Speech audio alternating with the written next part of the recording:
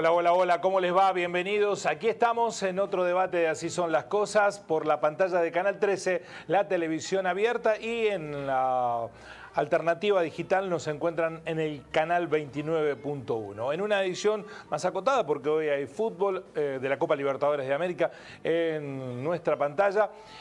Media hora plena para analizar una situación que entremezcla lo político y lo económico. Sabido es que el escenario económico de nuestra Argentina es un escenario de más incertidumbres que certeza, pero venimos en una racha de unos 15 días, hoy paradójicamente se detuvo, que está ligada con la mejora sustancial de las acciones de las empresas argentinas que cotizan en el mundo y por consiguiente la caída del riesgo país. Bueno, hoy se desaceleró esa mejora, pero hay empresas, por ejemplo, que en el último año sus acciones, por ejemplo, la de YPF, crecieron 300%, mejoraron su rendimiento, pero también distribuidoras de energía eléctrica como Edenor o bancos como el Banco Macro, todos con rachas positivas de mejora de las acciones y a la vez una caída del riesgo país. Ese escenario económico, macroeconómico, contrasta con los problemas nuestros de los ciudadanos de a pie,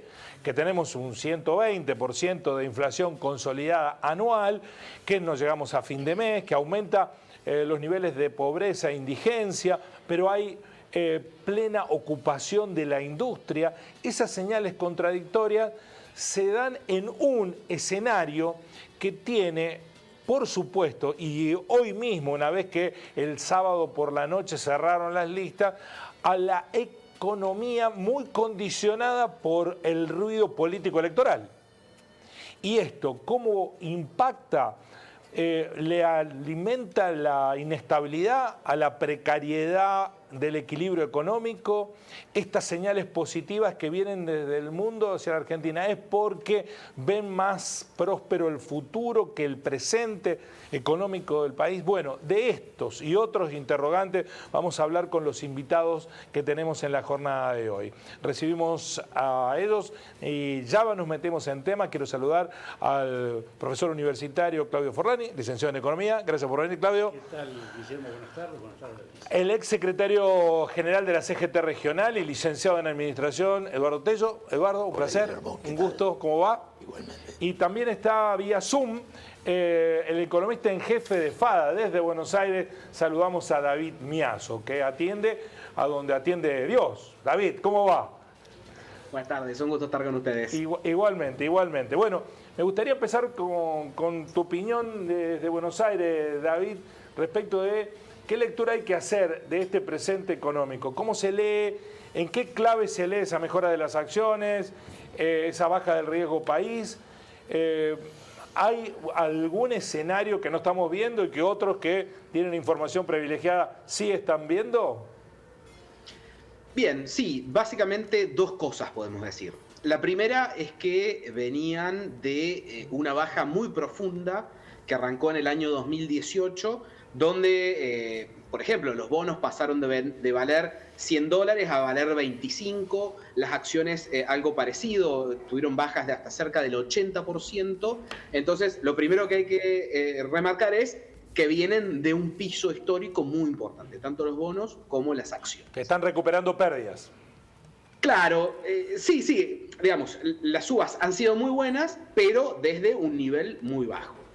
Y en segunda instancia, a donde vos estabas apuntando, lo que se empieza a ver es algún cambio de tendencia. A ver, en este sentido, los activos argentinos están muy baratos después de haber perdido todo este valor y se empieza a ver que con un posible cambio de gobierno, con medidas que vayan tendiendo a normalizar la economía, en algún momento la economía puede salir adelante. Ese algún momento probablemente será después de estos siguientes 12 meses, que seguramente van a ser muy complicados, y después se entiende que hay muchos motores que pueden ayudar a empujar esa economía. Esos motores, tenemos el campo, tenemos vaca muerta, el litio, la minería, la economía del conocimiento, que se entiende que son sectores que en mayor o menor medida pueden aportar en los próximos años. Entonces, por ahí lo que hemos visto en esto que vos estabas remarcando, esta recuperación del valor de las acciones de los bonos, es tratar de adelantarse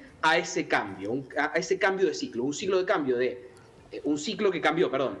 destrucción de valor en el periodo 2018-2023, en estos 5 años, y se entiende que vamos a entrar en otro ciclo de construcción de valor. Que de nuevo, eso puede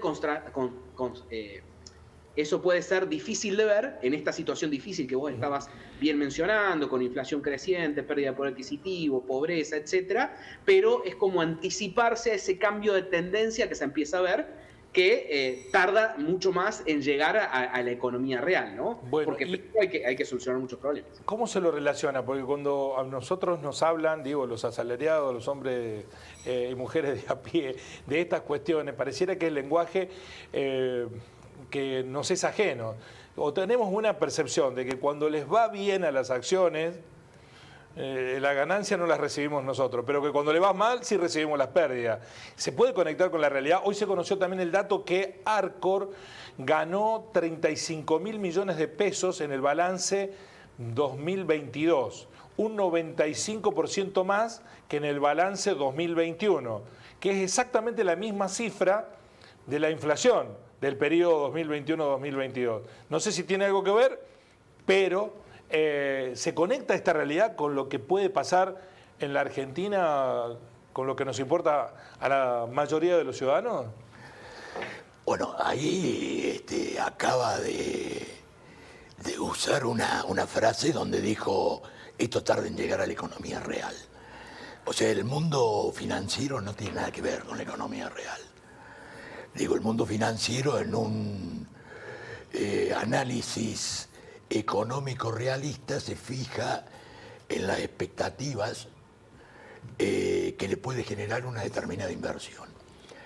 Digo, cuando empiezan a aparecer los fondos de inversión en donde especulan tomando bonos basura en las deudas soberanas de un país y que luego son capaces de estar 10 años, como nos pasó con el caso del famoso juez Griesa, especulando con lo que van a ganar, cuando sabemos que esos fondos financieros intervienen en el mercado de los alimentos. Digo, hoy en el mercado de Chicago está lleno de fondos financieros que están especulando. Los que compran y venden soja, por ejemplo, hay fondos financieros, ¿no? Sí, no sí. países necesarios. No compran y venden soja, compran posiciones claro, vinculadas. compran posiciones, la venden, empiezan. Digo, acá nosotros en la Argentina tuvimos un... Perdón, hagamos la diferencia. ¿Qué significa comprar y vender soja y comprar posiciones? Son temas, en realidad esos fondos, en el mercado de los granos, de las materias primas, le decimos commodity. Todo el mundo dice commodity, vamos a hacer una aclaración. Parece una palabra de origen anglosajón, una palabra de origen latino. Commodities minerales, commodities agrícolas. ¿Estamos ahí? O sea, lo que habitualmente llamamos commodity. Bien.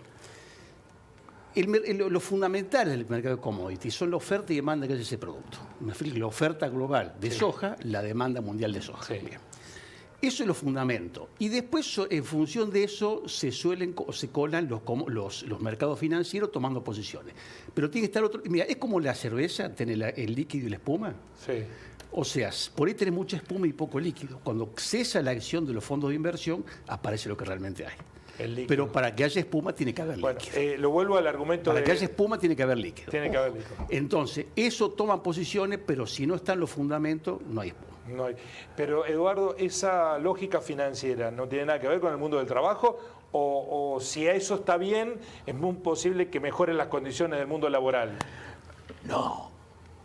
¿No? No, en absoluto. Digo, acá, a ver... Ahora, sí hay posibilidad de que si empeoren las condiciones del mundo laboral. Acá hay una cuestión clave para traerla al ámbito nacional. El país necesita inversiones. Sí. O sea, las inversiones extranjeras directas son aquellas que vienen y se entierran en el país a través de una inversión productiva. Sí, es una fábrica. Hace una fábrica. También se le llama inversiones al famoso tema de los fondos que hacen el carry trade o bicicleta financiera, porque en el gobierno de Macri entraron, no sé, 80.000, 100.000 millones de dólares. ¿Cuándo entraron 80.000 o 100.000? Porque una cosa es 80.000. Lo que pasa es que por ahí habría que Entonces, iniciarlo. si cifra quiero precisión. No, me refiero a lo que entró Siempre ese tipo pasó de hace cosas. No rato. estoy hablando de la Siempre en deuda. el mundo No los estoy hablando flujos de la deuda. financieros son muy superiores a los flujos reales. Claro. Me explico, en el mundo. No La solo en plata que está Argentina. dando vuelta, Pero si vos no querés que pase eso, lo tenés que hacer las cosas bien para que los de afuera no aprovechen. Aprovecha la diferencia. ¿Dónde están los buitres? Donde hay Carronia. ¿Sí o no? Sí. Si vos no querés que haya fondos buitres, no haga descargos macroeconómicos, entonces no van a aprovechar. ¿Me explico? Entonces los fondos buitres van a aprovechar los bonos que está abajo para después comprar y el día de ¿A usted mañana le se la parece ganan. bien la existencia de los fondos buitres? Ni bien ni mal existen. Pero si no querés bueno, que hay gente que se aprovecha de la debilidad Bien, geopolítica de los países. No, si no querés que te buitren, portate bien de modo que los afuera no se aprovechen. Pero dice Argentina está siempre así, aprovechemos y hacemos la ganancia. Bueno, pero escúchame, para portarse bien y ¿Por qué evitar los otros buitres, países de Latinoamérica no para sufren el tema de los fondos portarse- buitres? Bueno, no. Pero primero, el primer Para aclarar ese comportamiento... tema, sí. No, pero aclarémoslo dónde empieza la historia. ¿A dónde empieza la historia? El primer comportamiento bueno en el manejo de la economía de un país Sí. es no endeudarse Muy bien. en los montos ¿Para qué te endeudas? criminalescos. ¿Para qué te endeudas? Porque este No, gobierno... no, vamos a hablar de Argentina. Este gobierno No sé emitió, para qué no, hay una no deuda sé. del ELIC de 13.000 millones de pesos al 100% anual. ¿Me explico? Sí, sí. O sea que dentro de un año va a tener el doble. Puede llegar a pasar lo que pasó el 28 de diciembre del 89, cuando la gente perdió la confianza, se fue al dólar, como iba a explotar todo, le metió Cavallo y Menem le metió en un bono, el Bonex. Porque todo lo que se emite también es deuda. Sí. Si vos tenés un bono, una Pero es lo mismo endeudarse en pesos que Sí, endeudarse en claro. dólares. Esta es una trampita que no... No, ¿por qué trampa? Aclarala. Porque una cosa es endeudarse en pesos, otra cosa es endeudarse en dólares. O sea, a mí, vos se la prefiere deuda en deuda- pesos no me van a aparecer los fondos buitres. Si vos tenés una ELIC, ¿se la va a perdonar el gobierno? Bueno, de hecho, ¿Se la va a perdonar? no. Se la están bueno. perdonando. De hecho, Está refinanciando toda la deuda en Claro, pesos el gobierno. Pero el aumento cuando refinancie la va a tener que pagar, ¿se vuelve a perdonar? Seguro que la va a tener que pagar. Ah, entonces lo mismo. Lo que ¿Seguro? está, ¿Para No, qué, no, no, ¿para lo qué te mismo. endeudas? No es 100 dólares en pesos. No, claro, el Fondo Monetario me va a venir a controlar porque estoy endeudado en pesos. Pero no, Vamos. Pero que, entonces, esto es demagogia pura. Entonces es más fácil no tomar dólares, emitir ya está. Y cuando emitís, ¿quién paga la cuenta? Esto es pero demagogia. es cierto Sí. que la deuda en pesos es más manejable que No, la deuda en sí, dólares. no, cuando te caigan los 26.000 millones de pesos, porque aparte tiene costos. ¿Por qué? Porque esa deuda, ¿dónde la toma el Pero, gobierno? Claudio, seamos No, ¿de realistas. dónde toma Veamos el la gobi- historia argentina No, ¿de dónde? y lo condicionado que estuvo con el Fondo Monetario Internacional por tomar condicionado- deuda en dólares. No, es mentira eso. La ¿cómo va a deuda ser en dólares con mentira, el Fondo Claudio? Monetario es muy baja. Te hago una pregunta. Esta deuda en pesos que toma el gobierno, que toma en el mercado, Sí. ¿a quién desplaza? Si vos vas a pedir un préstamo, no te dan plata porque se dan al gobierno. Sí. O sea, la deuda que está tomando desplaza inversión. Ya la estamos pagando con falta de inversión. Vamos a los gráficos. Quiero que la gente mire. Sí, a ver si lo podemos Esto tomar. es de los más destacados especialistas en crecimiento económico Sí, a largo ¿qué? plazo. Angus Madison, Sí. la Universidad de Groningen, ¿Qué? siguió su estudio. Sí. El pico es 1895-1896. Sí. Argentina llegó a tener el PBI per cápita más Sí. alto del mundo. ¿Consecuencia de qué? Del gran flujo de inversiones. Si no hay lo que ¿Cómo determina- estaba el país en 1896? Teníamos el informe Viales Macé también. Pero Claro. escuchá, en términos relativos, Argentina y Uruguay Sí, en los pero países. ¿quiénes eran? Escuchá, Pero, ¿quiénes? ¿me deja ¿Quién hablar? era? ¿Me deja hablar? No, En sí, aquella pero- época, Argentina y Uruguay era una máquina de sacar gente de la pobreza. Una máquina. Por eso la gente venía. Ahora se van. Los datos están acá. Por eso la gente se va ahora. ¿Está entendido? Esto es consecuencia de que hay todo un tema geopolítico, alimentos internacional, que tiene que haber inversión. Claudio, para no irnos a una Tiene discusión que haber- de fondo que está... Bueno, tiene que haber inversión. Sí. ¿Qué es invertir plata? ¿Qué es invertir? Bueno, pero los números que muestra este gobierno es que ha habido inversión, no es que no ha habido La inversión. inversión no supera el desgaste de la capacidad instalada, no estamos comiendo el capital, Guillermo. Si no estamos comiendo el capital, no reponemos la ruta al ritmo que requiere. ¿Es ficción esto de la mejora de las acciones? Y de... No, a ver, Guillermo, cuando vos tomás el índice de la Bolsa de Comercio a 50 años, es deplorable. Esto es corto plazo. Corto plazo. Es como que está a 8.000 metros, subía a 4.000, si no está a 4 metros bajo tierra, olvídate. Bueno, Esto pero contemporáneo. es mejor estar a 4.000 que estar a 8. Pero es que está a 4 metros bajo tierra, lo mismo. ¿Cuál es la diferencia entre estar a 2 metros bajo tierra y 4? Ninguna, está muerto hace Lo que rato. pasa, digo, tomo algunas palabras de él, nos estamos comiendo la inversión. Yo digo, junto con los economistas, nosotros tenemos empresarios que vienen de un mundo raro. Porque nos quieren hacer Definí creer los términos. que estamos en un capitalismo donde uno entiende por el desarrollo, por la historia económica del mundo, El capitalismo significa consumo. Si no hay consumo, no hay régimen capitalista. No es casual que hace unos años atrás hablamos de la sociedad de consumo. El capitalismo vive del consumo. Bien. Ahora, el consumo significa que nosotros, los ciudadanos de a pie, tengamos plata para consumir. Sin embargo, en la Argentina, la clase empresarial, cuando, por ejemplo, durante 15 años en el gobierno de Néstor y Cristina se les garantizó el desarrollo del mercado interno, en donde debían, si la llevaban en carretilla, decía Cristina y tienen razón, debían invertir para ir adaptando la oferta a ese crecimiento de la demanda. Los empresarios argentinos, ¿qué hacen? La pregunta es, se la fugan. Que vos tenés que y la decir, ¿por qué no la invierte? conducta de los empresarios argentinos está dada por esto.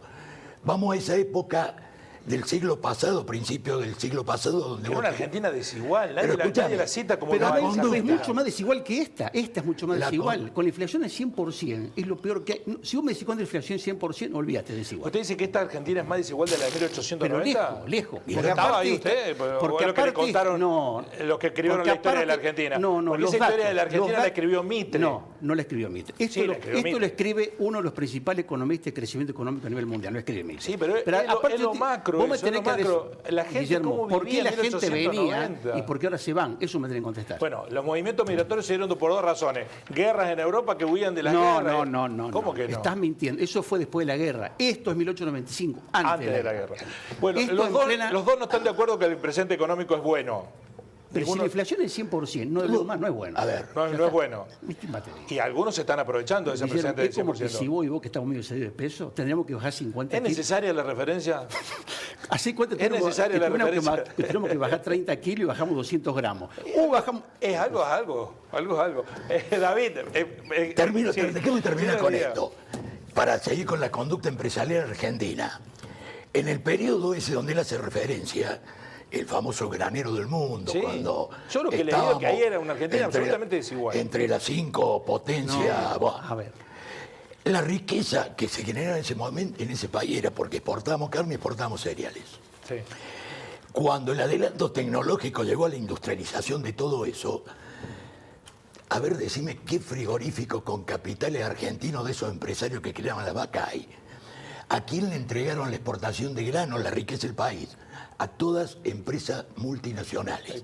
La clase empresarial argentina, aparte, es vaga. Bueno. Es vaga. Bien, en eso voy a no le coincidir, importa el mercado interno, no le importa invertir en el mercado interno, no le importa un pito lo que sufre el resto de la sociedad. Es simplemente saquear toda la riqueza habla naturales. de los grandes empresarios, porque hay muchas pequeñas. Hay de los grandes empresarios. Los grandes empresarios no vamos a hablar. Es cierto lo que no vos vamos a decís, hablar del pequeño y mediano empresario que Eduardo, tiene que adaptar ese paradigma que le bajan de arriba porque no tiene espalda financiera. Le voy a buscar a alguien que es un poco más optimista, porque ustedes son muy pesimistas. No soy optimista. Voy a aclarar una cosa. Vamos a hacer una cosa. Vinimos a un debate. El debate no es para el progreso. Sí. Lo que él dice, el empresario rentista argentino, es cierto. Pero el mismo empresario va a otro país no se comporta así. No. ¿Me explico? Pero no lo dejan. Pero porque acá se creen no, los claro, dueños del porque lo que está instituido es justamente el curro. Mira, una vez escuché hace como 20 años atrás que Macri, el padre, el viejo, acá era un lobista, en Estados Unidos hubiera sido un productivista. Allá hubiera ganado, tenía capacidad empresaria, allá hubiera ganado produciendo. Acá ganaba haciendo lobby con los gobiernos, de todo tinte y color. ¿Sí? Entonces, básicamente con los militares. No, con todos los gobiernos. Sí, después lo sigue haciendo con los otros gobiernos, pero con los militares tenía 3 empresas, salió teniendo 40. Habla con algunos ordenanzas de las casas de gobierno, te dice, son siempre los mismos que están con el ministro de Economía. David, el escenario en el sector en el que usted más, ahora se anuncia que Massa va a ir con un dólar nuevo, un soja 3 o 4, no sé por qué número va, y que ya hay mucho pedido de posiciones a futuro. ¿Eso es así? ¿Está chequeado? No, hay rumores de un dólar soja 4 ya, simplemente por la necesidad de dólares que tiene el Banco Central. Entonces ya empezaron los rumores. Como empezaron los rumores después del 1, después de que tuvimos el 1 en septiembre del año pasado, todos los meses prácticamente hubo rumores. Sí, en las posiciones futuros de los próximos 2 meses se empezó a ver esa expectativa de que haya un dólar soja 4, pero todavía no hay nada definido. Yo creería que probablemente llegue hacia agosto, no antes, supondría yo, porque si no vamos a vivir en un dólar soja permanente de acá hasta diciembre. ¿Ustedes ven que con la decisión de llevarlo como candidato a presidente a Sergio Massa, los mercados, lo que se conoce como los mercados, que al fin de cuentas muy bien uno no sabe cuál es la extensión de ese concepto, están más tranquilos, es la misma incertidumbre, las posiciones que puede haber de aquí a futuro se mueven en un rango, pero siempre respetando a la política de mercado? Bueno, eso es un poco lo que se especuló ayer después de que hubo una primera buena reacción por parte de los precios de los bonos y las acciones, que prácticamente se borró en su totalidad hoy. Pero eso es un poco lo que se leía ayer, en el sentido de decir, bueno, a ver, Massa es más de centro que lo que era Guado y ha sido presentado en sociedad como alguien más promercado, más amigable al mercado, con algunas conexiones con Estados Unidos, ¿no?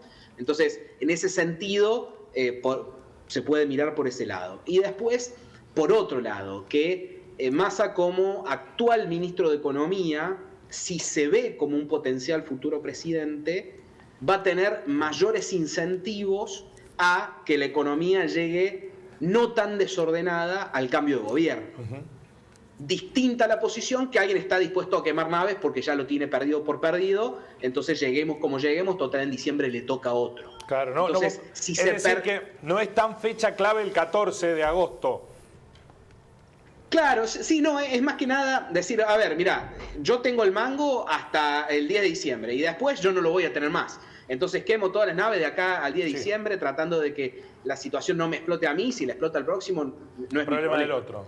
Eso es lo que se estaba viendo, digamos. Y ahora con Massa, eventualmente, ya veremos qué dicen las encuestas, aunque después les creamos o no, si se ve como potencial ganador, si ve que tiene alguna chance, no va a tratar de hacer eso, va a tratar de que la economía no llegue tan a punto de explosión y bajo esta visión, que no sé si la comparto, pero te estoy comentando la visión, se esperaría que tenga una política fiscal y monetaria un poco más responsable de la que hemos visto durante el último año, ¿no? Entonces, ¿cuál es su visión, David? Esperar que no sea tan explosivo o no hacia el cambio de gobierno. ¿Y cuál es su visión respecto de este escenario? ¿Ve un escenario de potencialidad de Argentina, de estar poniéndose en cuclilla para dar el salto, o vamos a terminar cayéndonos? Mira, si querés, para ser bien claro, te lo divido en dos momentos. Un primer momento entre hoy, digamos, y fines del 2024, digamos, los próximos 18 meses, y de 2025 en adelante. Esos dos momentos. Estos próximos 18 meses claramente son muy malos. Todavía no hemos visto todo lo malo de esta crisis. Llegamos hoy a una inflación del 114, vamos a cerrar el año en cerca del 140 y el año que viene, los próximos 12 meses por lo menos van a ser del 150, 170. Todavía no hemos visto las dimensiones de la inflación y lo que eso significa en pérdida de poder adquisitivo y en niveles de pobreza, ¿no? Entonces, todavía no hemos visto y tenemos estos 18 meses y con el cambio de gobierno, sí o sí, quien llegue, cualquiera de los tres que hoy tienen más o menos posibilidad, de los cuatro, que llegue va a tener que aplicar algún tipo de plan de estabilización. No le va a quedar otra porque si no, no le va a durar la economía sus 4 años de gobierno. Y ahí va a estar el desafío en términos sociales de poder pasar ese primer año y en términos de gobernabilidad de poder llevar a cabo las reformas y que no se queden a mitad de camino y sea peor. O sea, ¿no? que entonces, hay que aguantar unos 18 meses... Sí, unos 18 meses muy complicados hasta que se pueda lograr encauzar la economía con muchas de las bombas que hoy quedan ahí a punto de detonar, como son el tipo de cambio, por ejemplo, que tendría que ser del doble, las tarifas, el déficit, en 2024 que empiezan a caer los vencimientos grandes, tanto con el fondo como con la reestructuración que hizo Guzmán, ¿no? Están todos estos problemas, la deuda en pesos y las LELIQs que recién mencionaban. Están todos estos problemas que va a haber que ver cómo se desactivan después de diciembre y que van a afectar este proceso de los próximos 18 meses. Entonces, Eduardo, 18 meses, la verdad que muy malos, lamentablemente. Me gustaría decir otra cosa. De ahí en adelante, lo que te mencionaba antes. Argentina realmente tiene potencial en muchos sectores. A ver, el campo solo, en esos siguientes 4 años, si querés, puede exportar 30.000 millones de dólares adicionales. Vaca Muerta se habla de que fácilmente va a llegar a los 10.000 millones de dólares en 4 años. El litio, la minería, la economía del conocimiento, que hoy ni está entrando, gran parte de todo eso viene en negro por la brecha cambiaria, pero que eventualmente podría venir. Hay muchos sectores, todos estos sectores con gran potencial de generar dólares, que hoy es uno de los principales problemas macroeconómicos, pero que en esa generación de dólares hay generación de inversión, de actividad económica y de empleo, que son las cuestiones que realmente necesita Argentina para salir de la crisis. Así que, para resumirte, bastante pesimista, me gustaría hacerlo de otra manera, estos próximos 18 meses, si alguien nos está escuchando, le diría, preparémonos, sean cautos con los gastos, sean cautos con su economía familiar, y de acá, de 18 meses en adelante, si se logra encauzar la economía, si se logra llegar a una economía más o menos normal, realmente mucha potencialidad para la próxima década, donde Argentina realmente puede aprovechar para crecer, para reducir la pobreza, para generar el empleo que necesitamos. Eduardo, ¿usted qué perspectiva tiene? Porque aquí también está el mundo laboral, ¿no?, que está sufriendo mucho. Hoy, por primera vez, con actividad económica, no digo a pleno, pero sí con registro de actividad baja en concepto de desempleo. Los trabajadores sí están en niveles de la pobreza. Bueno, sí, yo digo, leyendo incluso los datos oficiales con este tema de que crece el empleo. En realidad el empleo privado formalizado ha crecido. ¿Cuánto? No sé, 140.000 cargos creo que ha habido de crecimiento. ¿En qué periodo? En el del 20 hasta ahora, o del 21, después de la pandemia. Pero en realidad la mayor cantidad de formalización se da en los trabajos y el cuentapropista. Pero la mayor cantidad de empleo en trabajo informalizado. En trabajo informalizado. El otro tema que, digo, hace que estamos viviendo en una sociedad que está llegando a los límites de la viabilidad, es que un altísimo porcentaje de trabajadores formalizados, algunos datos dan el 35%, otros lo aproximan al 50%, están cobrando salarios por debajo de la línea de la pobreza. ¿Y ahí cómo se hace para equilibrar eso? Porque si Bueno, se vienen tiempos más duros... Yo te voy a decir cómo se hace eso. ¿Cómo se hace? Vamos a debatir. El determinante fundamental del aumento del nivel de vida, ahí uno tiene que relacionar variables. Comí esto, engordé esto, comí esto, embajé. Sí. Después hay otros factores de entrada, geopolíticos, es la tasa de capitalización de sociedad, es decir, que haya inversiones. Si no hay inversiones, necesariamente vamos a pobreza. Cuando él dice, porque en realidad ganar 100, 200.000, 300.000 no te dice absolutamente nada. Lo que vos crees que ganes 50.000 y que esto te rinda para comprar más bienes. Claro. Con lo cual, si emitimos 1 millón de pesos y le damos a cada uno 1 millón, ¿te gustaría tener 1 millón de pesos en el bolsillo acreditado en una cuenta ahora? Sí. Cuando vas a comprar no están las cosas, hay que producirlas.